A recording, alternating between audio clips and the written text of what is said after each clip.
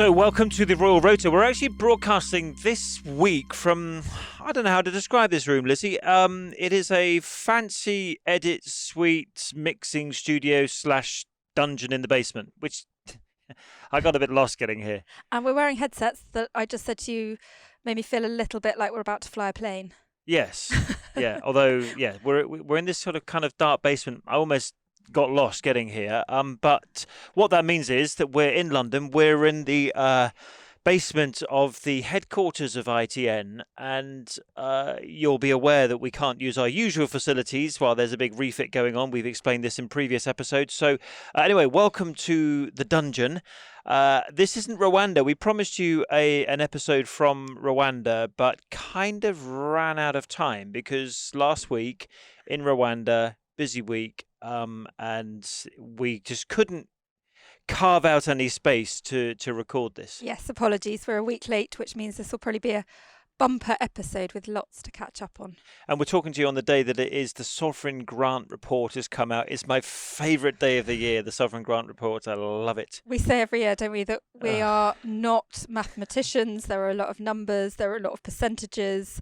It is quite a lot to get your head around, but hopefully we can bring you the headlines from it, of which there are quite a few, not many of which actually are numbers based. Yes, and there's stuff about Meghan and the bullying report. Well, when I say there's stuff about it, there's actually nothing about it because they have decided to not release it into the public domain. We've had an interesting week to do with banknotes stuffed into bags and handed over to Prince Charles for one of his charities, which isn't going to happen anymore. That's not going to happen anymore. They made that quite clear yesterday, didn't they? Yes, no more bags of cash. The Charity Commission says it's fine to have bags of cash if you want to do your collecting in that way, but Prince Charles's office has said they're not going to do any more collecting of cash from any Qatari sheikhs. And the time being. And we can bring you everything from our time in Rwanda. We actually had an extended time in Rwanda, didn't we? We went out a little bit earlier than everyone else and had a very special time filming with the gorillas, the mountain gorillas of Rwanda, which was for something totally off brief, but it was amazing nonetheless. It was amazing, and we can't actually tell you very much about it because it's for a series called On Assignment, which runs on ITV a few times a year. When does it? After News at 10 with Raggy Omar. We are doing a report in that programme on the gorillas of Rwanda. We can't tell you any more, other than to say, wow. It was an extraordinary experience. We put some pictures in the meantime. We weren't allowed to put any video up, but we put some pictures on our social media pages. So on Instagram, I stuck them on Chris Ship Royal. You stuck them up, didn't you, as well, on your Instagram page? Yep, Lizzie Robinson, ITV. Yep. So go and have a look at those, and we will tell you more about it if and when we can. But nothing to do with the royals, other than the fact that we were in Rwanda. Prince Charles was in Rwanda. Boris Johnson was in Rwanda. In fact, 54 Commonwealth countries were in Rwanda last week. It was a busy time in Rwanda. Now 56 countries. They've accepted 2 further countries, haven't they, to the Commonwealth? Gabon and somewhere else. You're looking at me going, what's the other country in the Commonwealth that's just joined? Oh, I can tell you this while Lizzie's Googling it frantically, is that Rwanda was the most recent country to join. And interestingly, Rwanda has nothing to do with the British Empire, it's not a former British colony. It was never ruled by Britain. It was actually ruled by Belgium. So we have a former Belgian colony in the Commonwealth, and Lizzie can now announce which of the 2 new candidate countries. Gabon, you're correct, and Togo. There we go. So 56 countries in the Commonwealth now. But I have to say, beautiful country, Rwanda, isn't it? I mean, yeah, my first time there for both of us, and not just us. It was the first royal visit ever. Yes. To Rwanda. No royal. This isn't just Charles and Camilla, but no, the Queen's never been there. The Duke of Edinburgh's never been there. Charles and Camilla have never been there. William and Kate have never been there. I kind of thought, in my head, I suppose I just thought that, surely in 70 years, the Queen's been to pretty much every country in the world, but no. Actually, I don't know about the 2 new countries that have joined the Commonwealth, but there were only 2 countries that the Queen has never visited in the Commonwealth, one being Rwanda and the second being Cameroon. There is a story to tell, a terrible, moving, tragic story about the genocide in Rwanda, which happened as recently as 1994, which I couldn't still quite get my head around. Learning more about what happened in Rwanda less than 30 years ago when the Tutsis, somewhere between 800,000 and 1 million Tutsis were killed in a 100-day state-sponsored genocide. It was moving, disturbing. It was, I mean, I can't quite find the words to describe how dreadful it was, reading some of the testimony of those who somehow survived the slaughter. Yeah, it was incredibly traumatic and moving, that part of the visit, but an essential part of the visit there to make sure that we recognised what had happened in recent times to people in Rwanda. And I think for the Prince of Wales and Duchess of Cornwall, it was important for them to reflect on that, to remember and to pay tribute. Every leader or VIP that goes to Rwanda always goes to what is now the official memorial to the victims of the genocide, where in itself, what was the figure? There were 250,000 people buried on that site in a mass grave at that official memorial. And I suppose it's a little bit like when, for example, when Prince Charles or when a prime minister goes to Israel, they go to Yad Vashem in Jerusalem, which is where they honor the victims of the Holocaust. And Charles and Camilla were shown, and I suppose that's what makes these things much more moving, is to realize this isn't just numbers. This isn't just 800,000 or 1 million people. It is 800,000 individual people who had a photo and a name and a life, and some of them were children. We were reading about children, favorite food, chips, favorite drink, milk. They were like 2 or 3 or 6. And then the most tragic bit of that children's museum was that they'd said what their favorite foods were and their favorite words were, and then how they died, and that was a really difficult bit of the visit to see, I think. Yeah, and Camilla and Charles went into what's called the children's room of the official memorial. No cameras were allowed in them, and actually we went there, didn't we, just before they had gone into the room, and actually some of our own correspondents came out visibly moved. Yeah, it was incredibly in emotional. tears, because it's just the most awful thing to realize what a human being can do to another human being. Yeah, so they started the Genocide Memorial Museum, and they laid a wreath, didn't they? They went around the museum, and then there was a moment of sort of reflection and a chance for them to lay a wreath at that mass grave that you were just talking about. Yes, and one of the people that suggested that not only they go there, but they also went to the church, which we'll talk about in a moment, was a chap called Emery Mrangwa, who used to play for the Rwandan national team. He was Tutsi, and kind of told us, didn't he, in that interview we did with him, he himself would have been murdered had his attackers not recognised that he'd been in the national team, and that kind of saved his life. And then he went and stayed with other members of his football team. But he was suggesting, he does a lot of work on the genocide now, but he was suggesting to Prince Charles where he should go, what he should visit when he came to Rwanda. But he spoke to us about how those 100 days, we mentioned it was just 100 days, just changed everything for kind of everyone in Rwanda. Within that period of 100 days, everything completely changed. You could not tell who was your enemy anymore, because your neighbors, your schoolmates were after you. So it was... Could potentially kill you. They could potentially kill you. They actually killed so many people. We should mention the church that Prince Charles went to next. And we won't go into any too much detail, but I mean, this is a church just outside Kigali where 10... every time I repeat this, I kind of can't quite work it out in my head. 10,000 people were murdered in the space of 2 days in this one church. I think all of the numbers that we've just spoken about are just horrific and incredibly difficult to get your head around. I mean, you can't imagine how that could happen. No. I mean, and Prince Charles was shown around this church. We were with him. We were the pool camera for the broadcasters, weren't we, at that event? And there were just piles of clothes, the clothes that people were wearing when they died, on the pews, or what used to be pews, in this church. In fact, it's not a church anymore, is it? Because it's being consecrated as one of the national memorial sites to remember the genocide. So there's a kind of new church elsewhere. This is now a memorial. I mean, listen, we won't go into too much detail, but I mean, there were coffins in that church, and we said to the lady that was showing Prince Charles around, Rachel, and you hear from her in a minute, what are these coffins for? And the answer was, oh, these are remains that have been found in recent weeks or months, and from the 1994 genocide, that have just been uncovered, and they are waiting to be given a proper burial. And there were signs, weren't there? You talked about the clothes, but as you entered the church, if you looked up at the ceiling, you could see the bullet holes from the time. Yeah, I just quite awful. Rachel, who showed Prince Charles around, she's in charge of the Nyamata Church.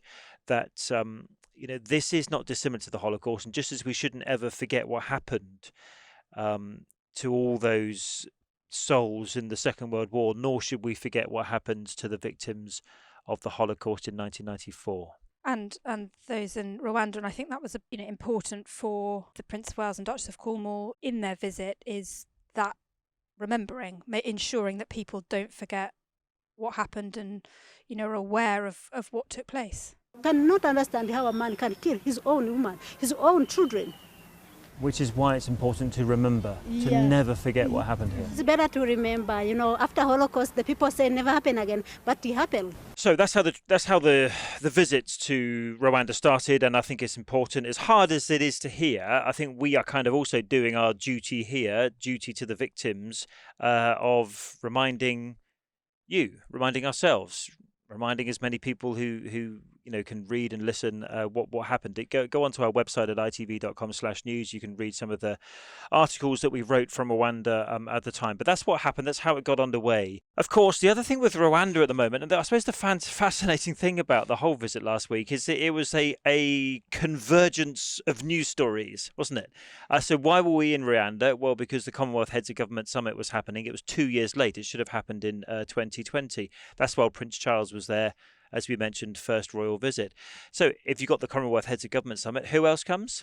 The Prime Minister. The Prime Minister comes, as well as the heads of government of lots of other countries. But our Prime Minister, Boris Johnson, was there as well. Why else is Rwanda in the news at the moment? The government's controversial policy on sending asylum seekers to Rwanda.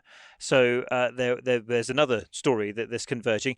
And all these things happened at the same time. And just a couple of days after, there was a newspaper report that Prince Charles had said that the Rwanda policy, controversial in the courts, been criticised by bishops and judges, was, quotes unquote, appalling.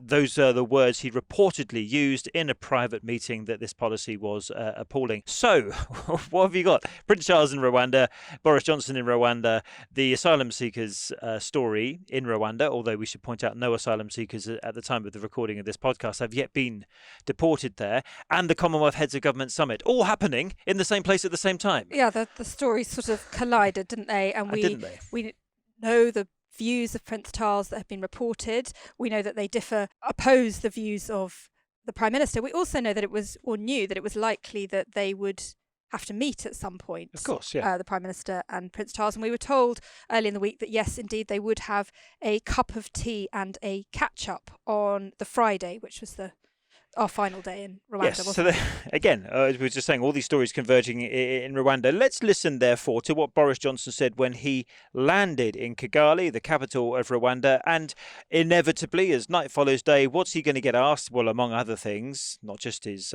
by-election troubles back here in the UK, but the Prime Minister gets asked, what is he going to say to Prince Charles about the Rwanda policy? I think that people need to keep an open mind about the policy. The critics need to keep an open mind about it. I think a lot of people can see its obvious merits. And yeah, of course, if I'm seeing the Prince tomorrow, of course I'm going to make that point. You'll defend it if he raises it? Yeah, I mean, it hasn't come up so far, but of course. So, the Prime Minister could have dampened down this whole thing, but chose basically to say the critics of my policy don't really understand Rwanda, and that he would, as you just heard, defend his asylum policy when he met Prince Charles on the Friday. Yeah, and he'd said in a sort of a pre-departure huddle with lots of the lobby journalists before he flew to Rwanda that yes, if it came up, that he would discuss it with Prince Charles. So slightly inflaming the situation that was then quite quickly cooled down by both sides once. Well, only cooled down because I think, I think Clarence House hadn't quite realised the significance of Boris Johnson landing in the same city as Prince Charles and actually saying, yes, I'm going to go and defend this policy. Now, we all know that royals should be above the political fray. They should be politically neutral. Clarence House insists that Prince Charles is politically neutral. But I think as soon as it reached Clarence House, that they could see that this kind of clash was coming between the government and the royal family. Now, that is unusual to say the least and shouldn't happen in our constitution. The Queen has her weekly audiences with the Prime Minister. She can say what she likes to the Prime Minister in those weekly audiences, but it remains private. There's no one else in the room. And that's where the cooling down happened, is where they changed their tune. Oh, yes. Suddenly we're not going to talk about it suddenly anymore. we're not going to talk about it in the same way we don't talk about audiences. We will not discuss conversations with the heir to the throne. So the sort of narrative changed, didn't it? He landed saying one thing and then quite quickly that changed by the end of to we're that not day, talking about it. Yeah, well, actually not going to tell us what they spoke about, but they actually ruled out them talking about the Rwanda policy. Says, no, we're going to concentrate on girls' education. We're going to concentrate on the future of the Commonwealth. Yeah, we're going to focus on 3 issues: sustainability, climate change and girls' education. Yeah. Well, hang on a minute, that's not what you said earlier. And what's going to be sat in the middle of the room like a big fat elephant? This. the asylum seeker policy. Oh, let's not talk about that. It's just going to be in the middle of the room, with its trunk and big ears. And, but the elephant, no one's noticing the elephant in the middle of the room. Anyway, so and they had this cup of tea, and that was it. They just shut down. Then we never found out. Yes, never found out what they spoke about. And actually, there weren't any others in the room because we were standing outside the room, weren't we? And all the officials, even the private secretaries, everyone else was outside the room. It was just Prince Charles and Boris on his own in that room. So you just heard what Boris said when he landed in Kigali. Well, now listen to what he said on 24 hours later. Heaven forbid a politician should change their tune. Just a day later, this is what Boris Johnson said about whether or not he would share his thoughts on his conversations with the future king. I wouldn't comment on anything that I say to or the Queen says to me, or nor would I say anything about what the heir to the throne might say to me or what I might say to him. And there we are. So this political crisis was averted. But I suppose it did kick off lots of interesting debates about, well, is Prince Charles going to be a campaigning monarch? Is Prince Charles going to sort of get into this kind of trouble? Because we know what Prince Charles thinks because of spent so long being heir to the throne. We don't know what the Queen thinks because she became Queen at 25 and has never given an interview or done anything since. But sorry, I don't mean done anything. She's done quite a lot of things. What I mean is she hasn't ever expressed her opinion on anything since. But then that led us into Friday. Well, actually, we had a very different story on the Friday, which was Prince Charles basically saying to other members of the Commonwealth who are still realms, question, what is a realm? Answer, it is where the Queen is still the head of state. A reminder, there are 14 realms outside of the UK where the Queen is head of state. I can never, ever, ever, ever name all 14. Let's not play Let's this do game. 5 of them. Canada, Australia, New Zealand, Belize, Bahamas, Jamaica still, although they want to move on. Well, not Barbados. They're the most recent. Not Barbados, they've gone. Papua New Guinea, St. Vincent. Anyway, that's when I start to fail in my geography test. But there are 14 realms where the Queen remains the head of state. And Prince Charles basically said to them, as you will hear in the speech that he gave after he after he met Boris Johnson, he said, you know what, if you want to ditch the Queen as your head of state and become a republic with an elected president, that's fine by me. Our Commonwealth family is, and will always remain, a free association of independent, self-governing nations. We meet and talk as equals, sharing our knowledge and experience for the betterment of all citizens of the Commonwealth, and indeed the wider world. The Commonwealth contains within it countries that have had constitutional relationships with my family, some that continue to do so, and increasingly those that have had none. I want to say clearly, as I have said before, that each member's constitutional arrangement, as republic or monarchy, is purely a matter for each member country to decide. So in other words, I mean, there was a lot of confusion around this, and we even found it, didn't we, with heaven forbid, some journalists. It's about, oh, this is the end of the Commonwealth, or well, no, it's not the end of the Commonwealth. It's because there are, as we just said, there were 54, and there are now 56 nations. Countries are actually applying to join the Commonwealth. It's a voluntary organisation. That is very different to the realms. Yeah, the realms are those who still have the Queen as head of state. Belize, where William and Kate went. Jamaica, where William and Kate went. They went to Bahamas. Canada, where we went with Prince Charles. It always strikes me as odd when, like, Prince William referred to her as Queen of Jamaica, or in Canada, Prince Charles referred to the Queen as the Queen of Canada. But what Prince Charles was basically saying in his speech, look, in other words, he could probably see what's coming down the track. I mean, Jamaica have always said, we want to do this. Barbados have already done it. Australia now has a pro-republic prime minister in place, Anthony Albanese. There are all these kind of we Republican spoke to someone from the forces. Antiguan delegation. Yeah. Well, should we play you? I'd like to call it a sit-down interview with the Antiguan delegation. Would you describe it as a sit-down interview? No. In fact, you're probably going to have to tell our listeners what's said, because it's so difficult to hear across a vast So we were space. trying to interview some leaders from the realm countries, the aforementioned 14 realm countries, and there was this delegation all taking pictures by the Antigua flag, and we said, oh, you're at Antigua? And they said, yes, we are. And I said, oh, do you want to become a republic? And it was then the foreign minister kind of, when I say step forward, he didn't. He stepped backwards. He stepped back. He basically away from heard you. me shout Yes. and walked backwards. And listen to this exchange. It basically went along the lines of, we want to complete the circle, and we want to become a republic eventually. And then I said, do you want to become a republic? And he put his thumbs up. You won't see that on this podcast. And said, you got that right. So that's the preface of what he's about to say. See if you can hear any of that in this shouted exchange. Are you interested in becoming a republic? Eventually? You want to close the circle and eventually become a republic? You got it right. So yes, what do you think of my sit-down interview? Brief. Yeah. But this is nothing new from Prince Charles. He has said this before. I did think it was interesting, though, that he used his opening address to the Commonwealth to include this, didn't you? Yeah, I think you can see it sort of coming down the track, really, and that's why I think he didn't really have much choice. And actually, he has said this before. It is fine with him. He said it in 1999, but the timing is what's important. The timing, yeah, exactly. All these countries that, I mean, Jamaica will make a move, although Jamaica needs a referendum. I think I don't know what Antigua's situation is, but we can add sort of Jamaica and Antigua to what would you call them? Candidate republic countries.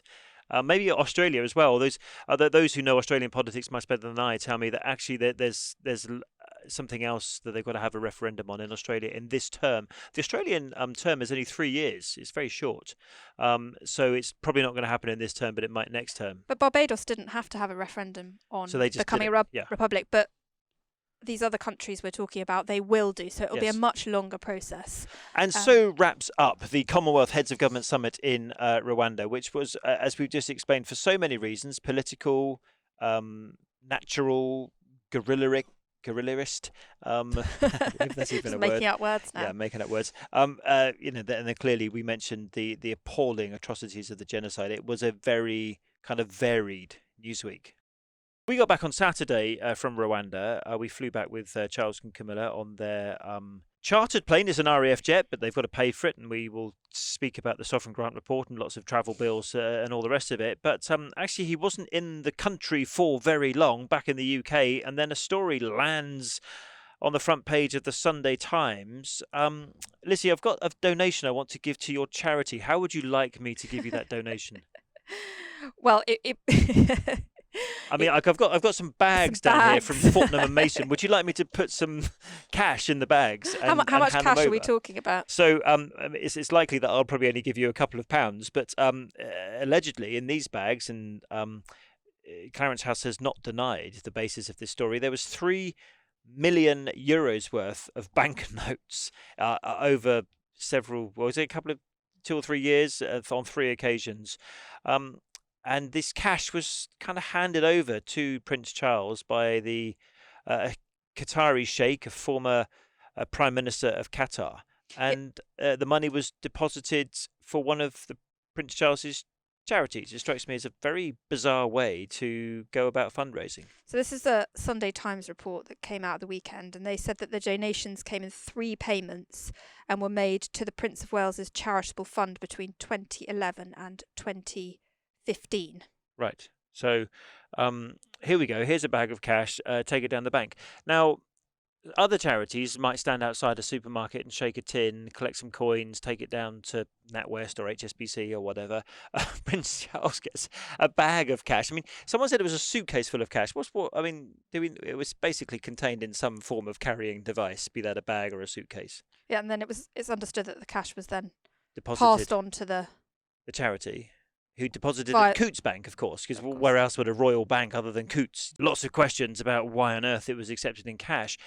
We fast forward a couple of days after those questions were surfacing. I think Clarence House could see that this was, whilst not, I mean, it looks irregular, but the Charity Commission, we should be clear, the Charity Commission says charities can receive cash donations. That's fine by them. And as we speak at this moment, they have not decided whether or not to launch an investigation, which rather suggests there isn't anything to investigate, because he got the cash, he deposited it the charity deposited it in the bank. They did all the proper checks on it and all the auditing that you need to do to accept money from abroad, and it all passed. And we should say that a senior royal source said to us yesterday that it was passed immediately to his charities, and it was his charities who decided to accept the money, and that is his decision for them, and they did so. As they confirmed, it followed all the right processes. The auditors looked at it. The Prince of Wales operates on advice. Situations, context change over the years. I can only talk about what I have got personal experience of, but I can say with certainty that for more than half a decade, with the situation as it has evolved, this has not happened, and it would not happen again. I go back to that thought. That was then. This is now. Except what has changed in the last 5 or 6 years? I mean, was it okay to accept bags of cash in 2015, but suddenly it's not in 2022? I think what the royal officials seemed to be saying was actually he kind of shouldn't have done it, but I wasn't in post at the time to advise him not to. But now I would make sure that he never did that again. That's how I read it. Yeah, that's kind of how that I was read then. it This as is well. now. It's not about it was acceptable then. Well, I mean, as we just said, it's certainly it's not breaking any rules in the Charity Commission, but. It's kind of like this official was saying, yes, this doesn't look good. I think we'll just rule it out ever happening again. So anyway, so that story was nipped in the bud. And it was kind of nipped in the bud on the day that we were getting a briefing on the Sovereign Grant Report. Fanfare, please. The Sovereign Grant Report. Yes, the annual accounts for the royals. Do you want to do new reader start here? So what is the Sovereign Grant? Question mark. The Sovereign Grant is the publicly funded part of the royal family. So the bit that pays for their planes and trains and officials and visits and all those kind of official engagements.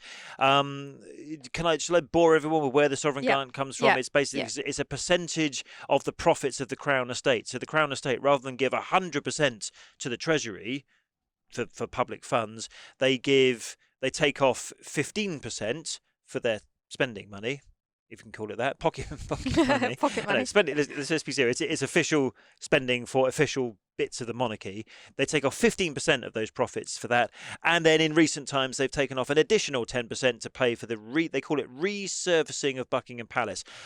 It's an interesting word, resurfacing. I just basically think it's repair and redevelopment and rebuild of Buckingham Palace, but they just don't like those words because it looks like they're just basically spending money on themselves. So basically Buckingham Palace is falling apart. It's got wiring from the 1800 or something, and it didn't even have electricity in the 1800s, but anyway, you know what I mean? It's got wiring from a long time ago. The toilets don't work. The whole place is falling down. So they're spending £369 million over the course of 10 years on Buckingham Palace, and they call it resurfacing. Yes. I think that's a pretty... It's a silly word, resurfacing. They're not resurfacing it. They're rebuilding the place. They're repairing it. They're redeveloping it.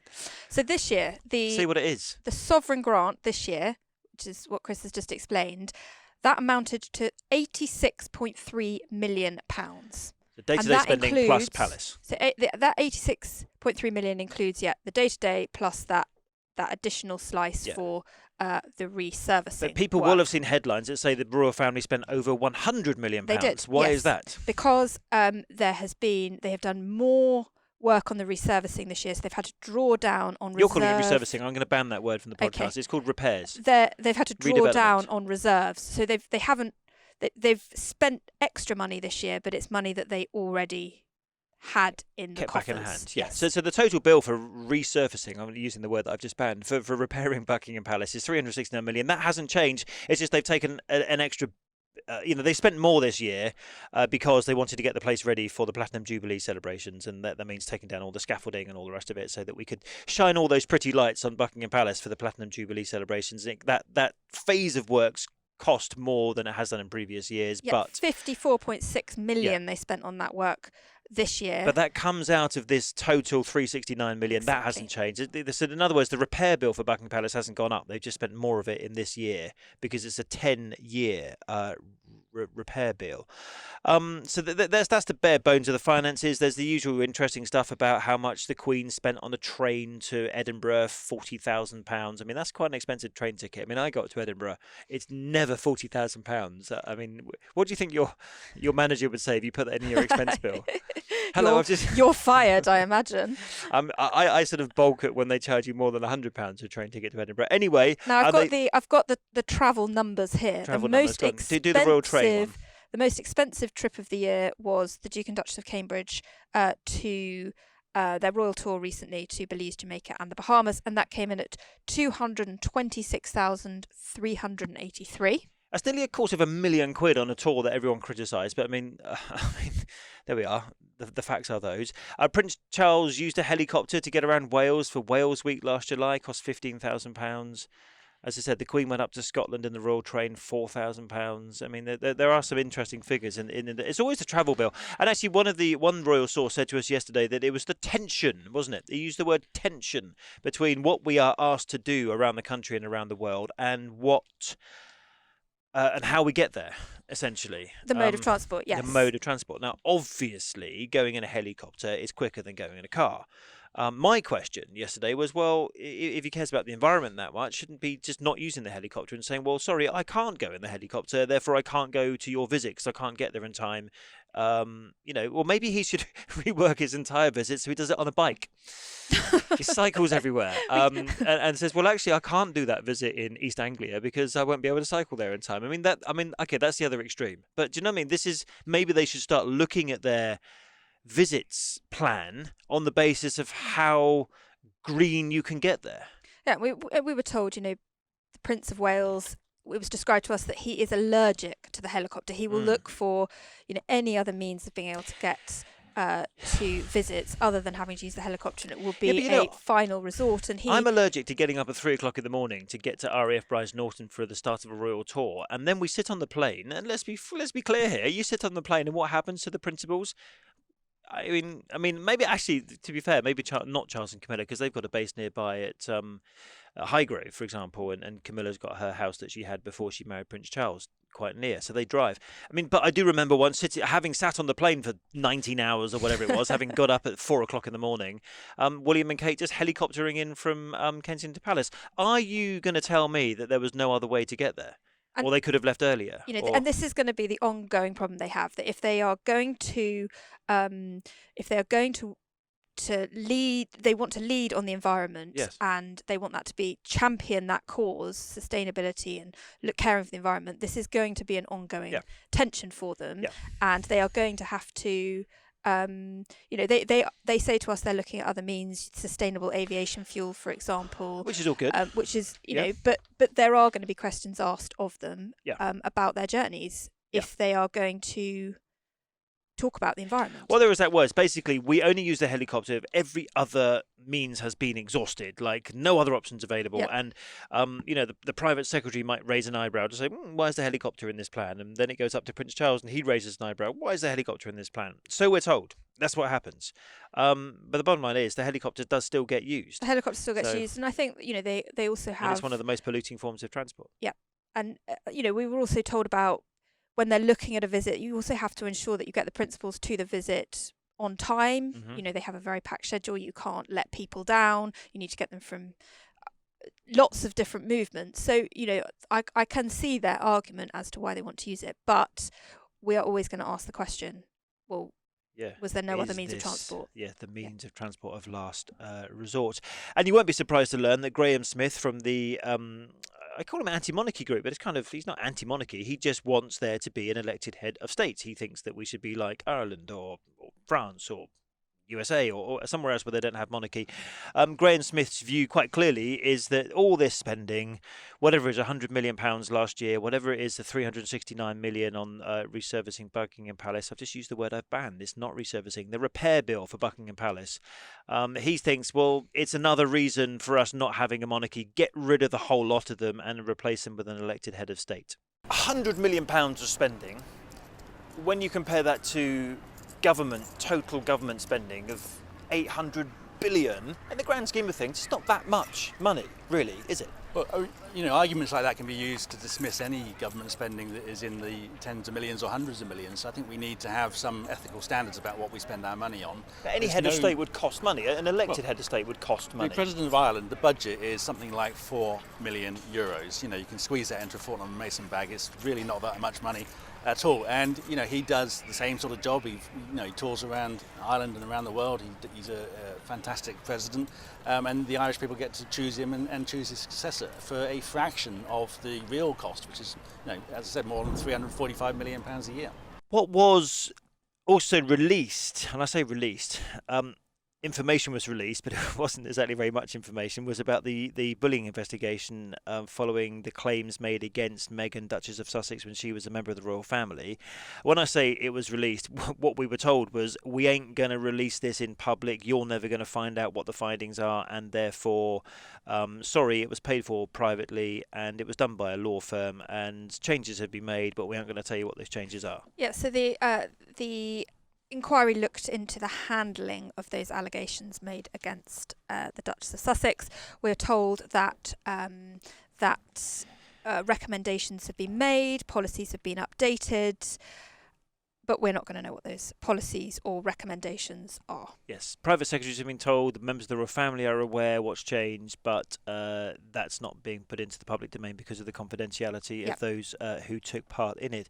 There was also some interesting figures they released about, they've kind of just failed to hit their targets on employing people from Black or Asian or other ethnic minority groups, and it should be 10%. They've got to 9.6% in Buckingham Palace. So the aim for Buckingham Palace, they said to us last year, is to be at 10% by the end of 2022. Yeah. They're currently, so they've still got time to get there. They're currently just sitting at 9.6%. Clarence House is sitting at 10.6%, and Kensington Palace are at 13. Right. 0.6. And you might think 13, very good, that's getting closer to the national average, and therefore if you're going to represent the United Kingdom, therefore you should have a certain number of staff from those communities and backgrounds. However, we spoke to Rene Carriol, who's from a group called the Everyone Group, and he made a very valid point. These are royal households that sit slap bang in the middle of London, where in London, in excess of a third of the population is from non-white backgrounds, and therefore, why is not the staff of the palaces reflective of that, given that Clarence House, Buckingham Palace and Kensington Palace are all in London? I mean, we had an interesting discussion about that, about, why Meghan Markle might not have fitted into the royal family. So have a listen to the conversation that me and Rene had outside Buckingham Palace. I think there are some very interesting and valid points raised here about diversity and inclusion. 10% is a decent start, nowhere near enough. The greatest and most cosmopolitan city on the planet, with at least 30% of the inhabitants being ethnic minorities. We host many headquarters. Their targets are much higher. Come on the palace. We can do so much better. The danger is making it a numbers game. Anyone can bring people in who come from different backgrounds. Have you created an environment where they can really flourish, where they can thrive, where they can succeed? Otherwise, it's revolving doors. And thank you to Rene for that interesting chat. I could have spoken to him for much longer about all those issues, and I think you might agree he raised some very valid points during that conversation. We mentioned the briefing that we had, and this is where the bullying inquiry came up. Something else came up in the course of that was about that Harry and Meghan are now financially independent. Because I think last year we said, are they financially independent? And this was looking at the results from the previous year. And the answer was, well, no, we gave them quite a lot of money, wasn't it? Like, in other words, what they said in Oprah wasn't true because we did give them money. But this year we were told by royal sources that Harry and Meghan have now achieved the financial independence that they wanted to achieve. Yeah, and we were also told a little bit about their recent visit over for the Platinum Jubilee and how delighted the Prince of Wales was to see his grandson, who he'd not seen since, Archie must have been, 6 months when they left. Yep. He'd never met Lilibet. It was described to us as sort of a very emotional meeting, and how fantastic it was for him to see them. Yes, and Prince Charles is actually currently in Scotland this week. It's Holyrood week. The Queen's managed to make it to Scotland. I say that with a sort of note of surprise, just because we are used to the Queen either cancelling things or being told that she's not going to be able to attend. But she went up to Scotland. We believe she used the aforementioned royal train. She did use the train. So that will appear in next year's Sovereign Grant reports. And dear we should listener, say on that train that there are no plans to get rid of the train. We're told every year, we ask every year about the train, we're told every year, no plans. Well, and the argument is that it provides, it's efficient, they say, it offers security. Doesn't it run on vegetable fat or something these days? It offers security, it offers somewhere overnight to stay, so that... Yeah, so what would the hotel be for all those stuff? Because it isn't just the Queen on the royal train, let's be clear. It's all, so they have valets and private secretaries and officials and security people and all the rest of it. So they'd all have to have some form of hotel accommodation as well as the fuel bill to drive up to Scotland. So she travelled to Scotland. Nevertheless, would it come to £40,000? I'm not sure it would, but so she travelled to Scotland, and as with everything, as you say at the moment, we don't find out until very late on or on the day itself whether the Queen is going to undertake engagements. But she's actually done quite a lot up there. She did the ceremony of the keys on Monday. She's met the First Minister, Nicola Sturgeon. Gave her some whiskey. Did you see that in the pictures? Yes, I did. Here's some whiskey for you, ma'am. Just it's probably just to break the ice over the. Who knows? Because if Scotland were to become independent, and if you were following the news, Nicola Sturgeon, the First Minister of Scotland, has said she wants an independence referendum in October of next year, would have made for some interesting discussions with the Queen. But actually, somebody, as it's been pointed out, the Queen would remain the sort of sovereign of Scotland as well as England and Wales or rest of the UK, were Scotland to leave the United Kingdom. But either way, it would have been an interesting discussion with Nicola Sturgeon. Yep, she also attended a parade of the armed forces. So she's done quite a lot. She's had a busy time in Scotland. We should just mention, actually, we haven't mentioned the Duke and Duchess of Cambridge. They paid tribute this week to Dame Deborah James. Of course, yeah. Who sadly died at 40. Age 40 from bowel cancer. Prince William, if you remember, gave Dame Deborah her damehood at in home. person, yes, at home, where she was receiving hospice care. Anyway, they posted a personal message on their Twitter account.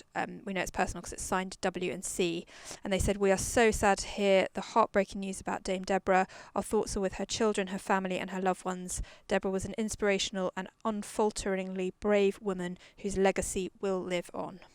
Yes, and our thoughts also are with Deborah's family, and congratulations to her for raising awareness of bowel cancer and its symptoms and raising so much money. I think, as many people have said in the past few days, she herself has saved a lot of lives with the campaigning that she has done. So we will see you or hear from you, or how do you say that? We will reconnect. We won't see you next week because you can't see us anymore.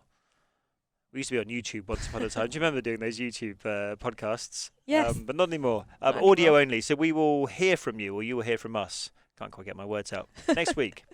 See you next Hopefully week. making more sense.